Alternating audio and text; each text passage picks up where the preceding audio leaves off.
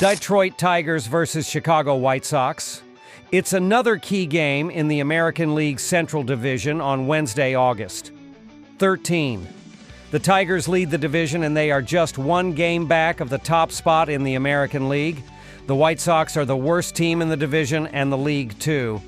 But Chicago has been playing better since the All-Star break.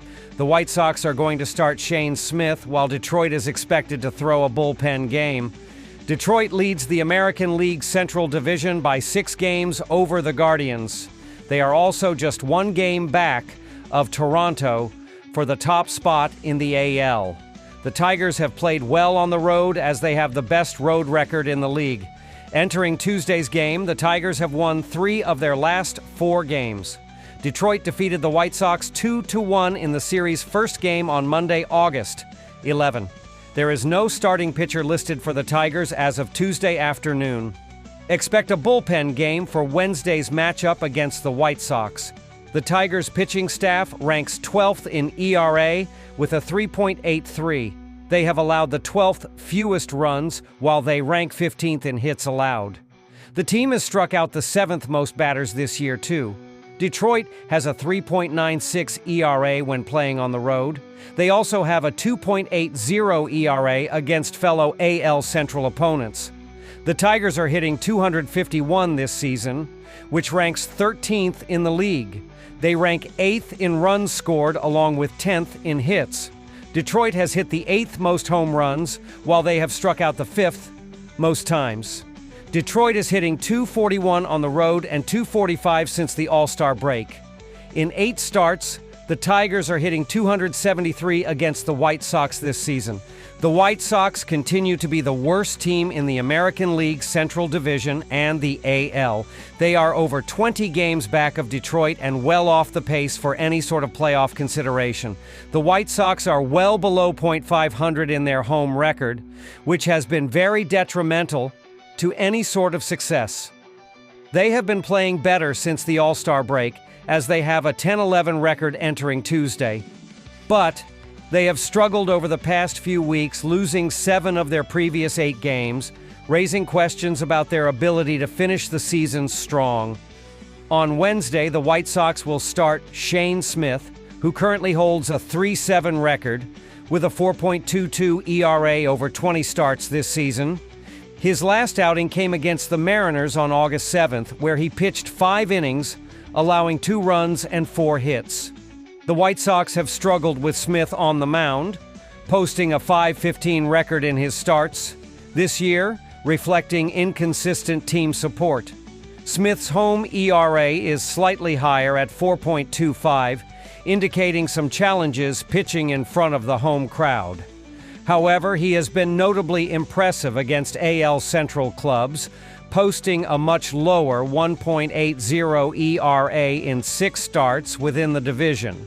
Earlier this season, he threw 5.1 scoreless innings against Detroit, showcasing his potential to dominate familiar foes. This divisional success could be a key factor as he looks to help the White Sox secure a win.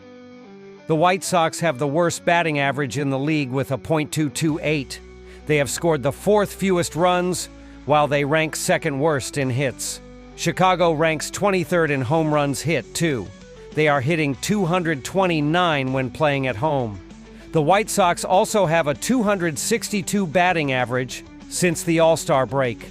They are hitting just .225 against Detroit this season, too. Their offensive struggles have been compounded by a lack of consistent power and timely hitting, making it difficult to sustain rallies or capitalize with runners in scoring position.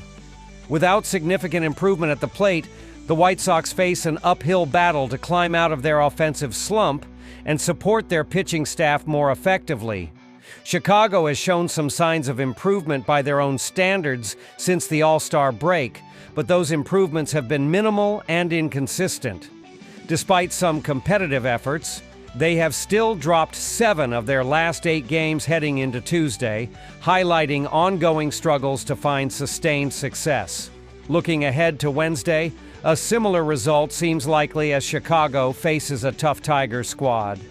Detroit leads the division for good reason. Their potent and consistent offense has been the driving force behind their success. The Tigers are hitting an impressive .273 against the White Sox this season, showcasing their ability to exploit Chicago's pitching weaknesses. Additionally, Detroit's pitching staff has been exceptional against AL Central opponents, boasting a stellar 2.80 ERA that has helped them maintain control in games. Given these factors, the Tigers look poised to keep their strong season rolling with an easy matinee victory, extending Chicago's recent skid. After analyzing both teams, my pick for this match is Detroit Tigers -1.5. Drop your thoughts and predictions in the comments box. Arizona Diamondbacks versus Texas Rangers. Arizona, 57-62, will be trying to keep their playoff hopes alive when they visit Globe Life Field on Wednesday afternoon to face Texas, 61-59, in the second game of their three-game interleague series. Zach Gallen, 9-12, 5.31 ERA, will get the start for the Diamondbacks. The Rangers will counter with Merrill Kelly, 9-7, 3.38 ERA. Texas is 7-3 in its last 10 games against Arizona. The Diamondbacks have been on a roll over the past couple of weeks, and they've won 6 of their last 9 games. They are 4th in the NL West standings, 2 games behind third-place San Francisco. They will try to keep the momentum going and cut into the Giants' lead with a win on Wednesday. Arizona averages 4.92 runs per game, which is 6th in the league. Their .251 batting average is 11th in the league. Their .326 on-base percentage is 5th, while their .440 slugging percentage is 3rd. Ketel Marte leads Arizona with a 287 batting average. Corbin Carroll leads the team with 26 home runs, while Geraldo Perdomo leads the team with 78 RBI. Arizona is giving up 4.90 runs per game, which is 25th in the league. Opponents have a 256 batting average against the Diamondbacks, which is 24th in the league.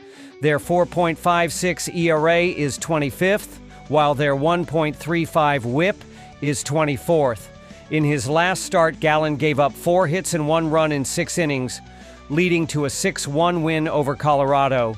He is 2-2 with a 2.91 ERA in 6 games against Texas. The Rangers didn't play well over the past 2 weeks, and they've lost 5 of their last 8 games. They are 3rd in the AL West standings, 5.5 games out of 2nd place. They will try to turn things around and move up the division standings with a win on Wednesday, aiming to build momentum before the stretch run and tighten the playoff race. Texas averages 4.05 runs per game, which ranks 25th in the league, reflecting struggles to consistently produce offense. Their .233 batting average is 26th, indicating difficulty in making consistent contact. Their .300 on-base percentage ranks 28th, showing they don't reach base often enough to sustain rallies.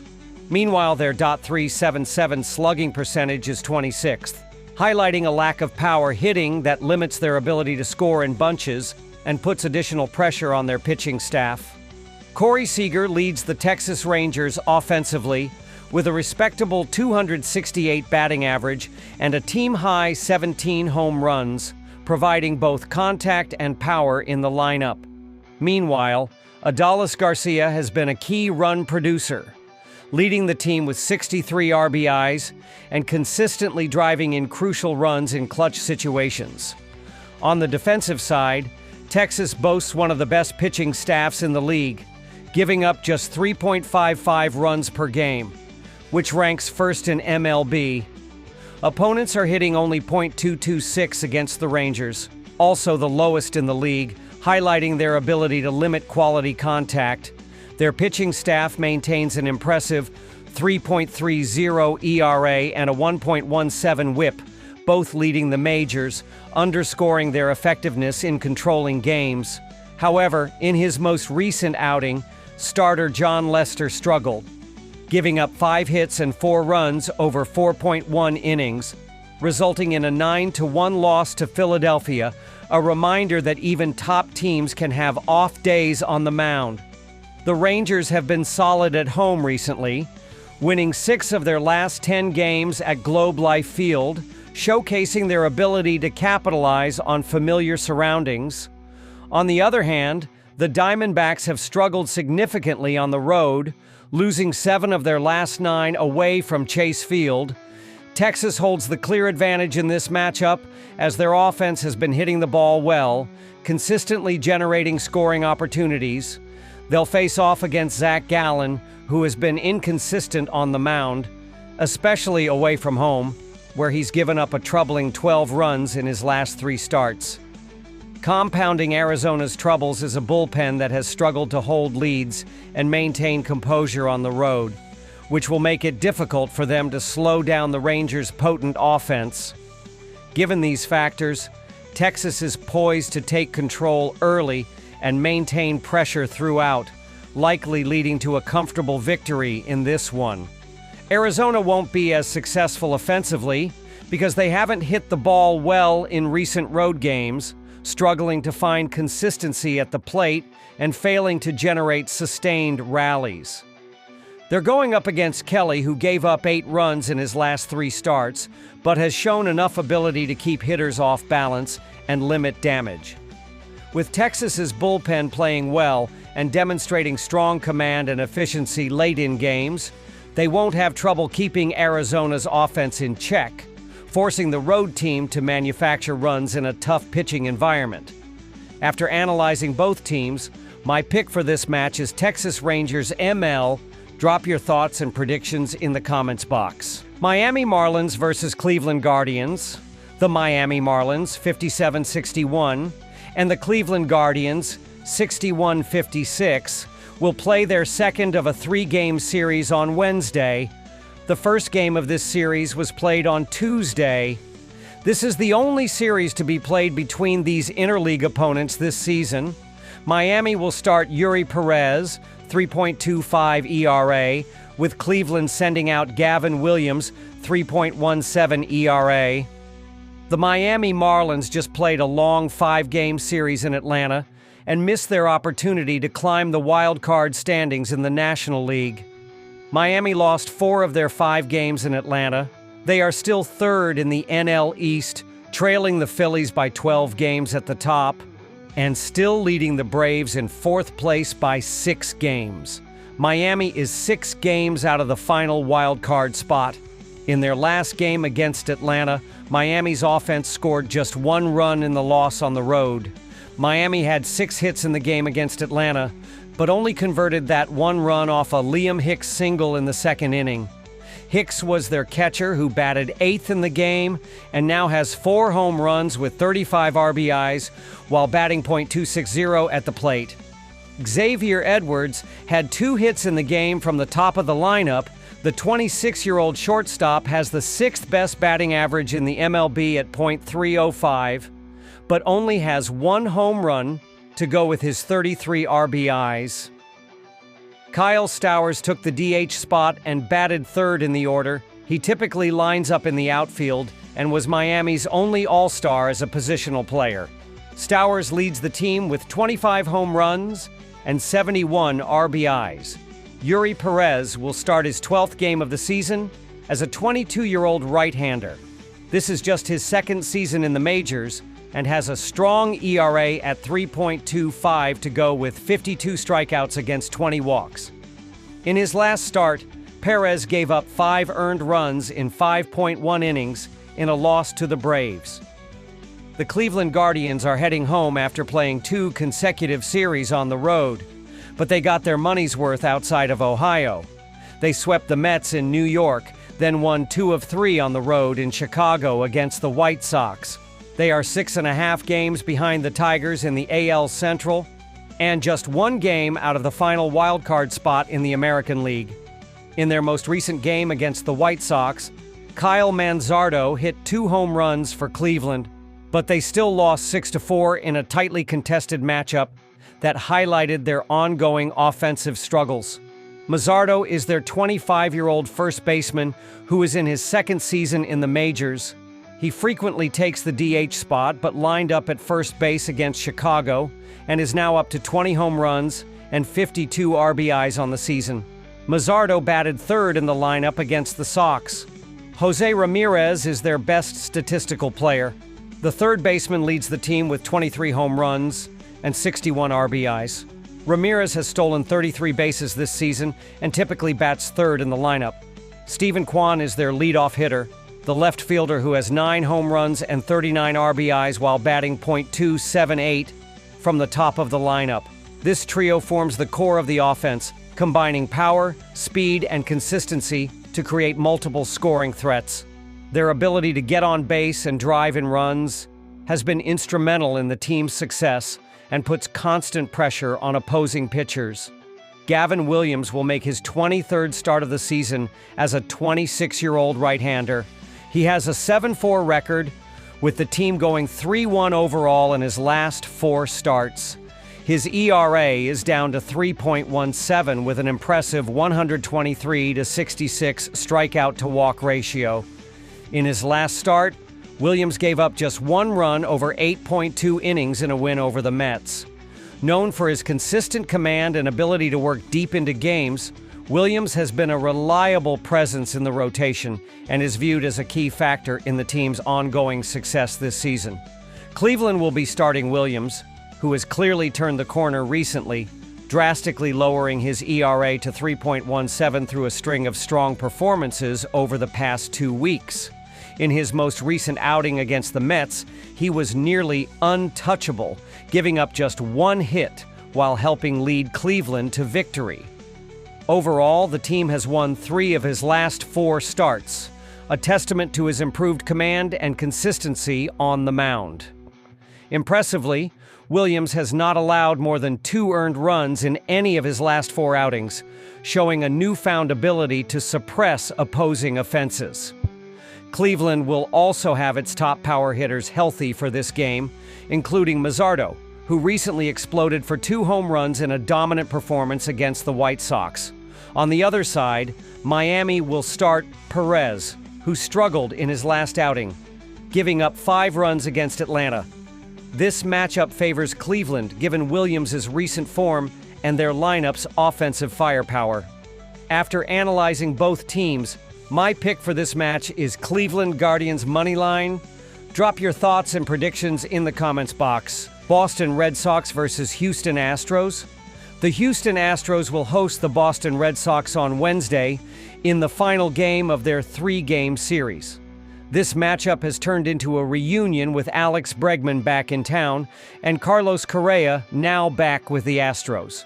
The Boston Red Sox are 4.5 games out of first in the AL East, but currently hold the second wild card spot in the American League, keeping their postseason hopes alive. Playing on the road has been a challenge for Boston, which is just 26 to 33 away from Fenway Park, struggling to find consistency away from home. Improving their road performance will be crucial down the stretch if they want to climb the standings and secure a playoff berth in a competitive division. Entering Tuesday's game, the Red Sox were on a 3-game losing streak. Starting Wednesday will be Walker Buehler, 7.6, 5.40 ERA, 1.56 WHIP. In 10 road games this season, Buehler is 4-4 with a 6.52 ERA.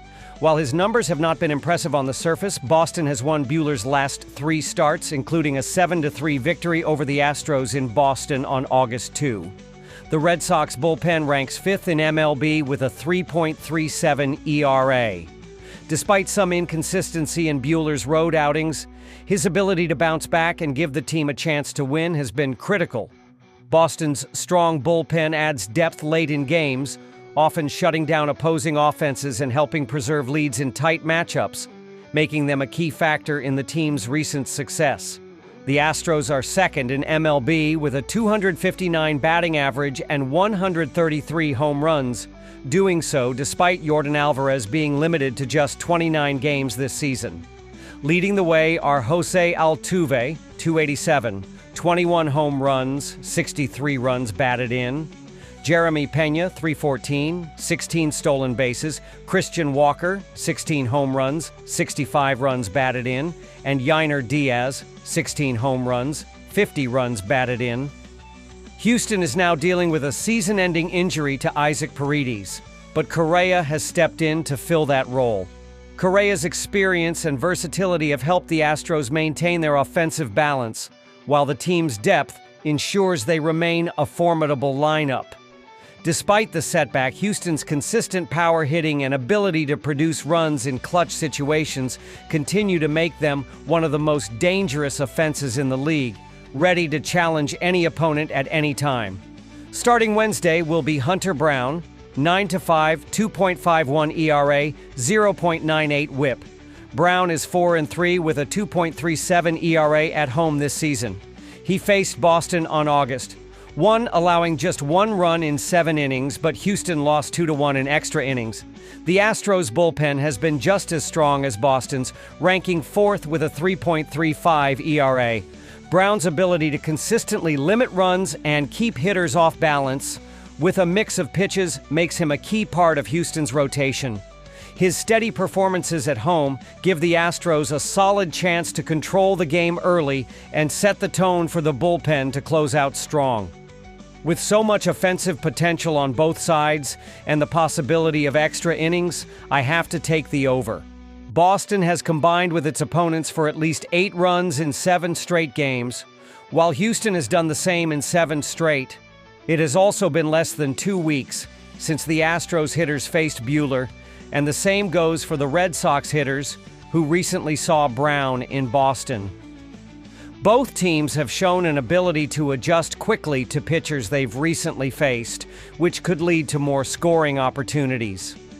Given the offensive firepower and familiarity with the opposing pitchers, this game has all the ingredients for a high-scoring affair that could easily extend beyond 9 innings, making the over a smart bet. Houston certainly holds advantages in starting pitching and the comfort of home field, which traditionally provides a boost in tight playoff races. However, Boston's bullpen depth and increasingly lethal offense give pause to anyone looking to confidently back the Astros, especially considering Houston's recent struggles at home. Despite holding a slim lead in the AL West, the Astros have gone just 3-6 in their last 9 home games, including a narrow 1-run victory over the Red Sox on Monday. Meanwhile, Boston has been playing strong baseball lately, going 10-5 in their last 15 games, with 3 of those losses coming by just a single run. This demonstrates their ability to stay competitive in close contests and suggests that their recent offensive surge could challenge Houston's pitching staff. Ultimately, this sets up a potentially tight and hard-fought matchup where bullpen performance, clutch hitting, and managerial decisions may be the deciding factors, making it difficult to confidently lay heavy juice on the Astros, despite their edge in starting pitching and venue. Houston may win, but I'll take Boston plus 1.5 at -150 to keep it close before I lay -165 on Houston to win outright. After analyzing both teams, my pick for this match is Boston Red Sox plus 1.5. Drop your thoughts and predictions in the comments box.